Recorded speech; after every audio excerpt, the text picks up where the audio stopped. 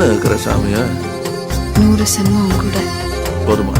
100 சென்மம் நமக்கு போதுமா? வேற வர ஏதும் கேப்பமா? சகாவரம் கேப்போம் அந்த சாமிய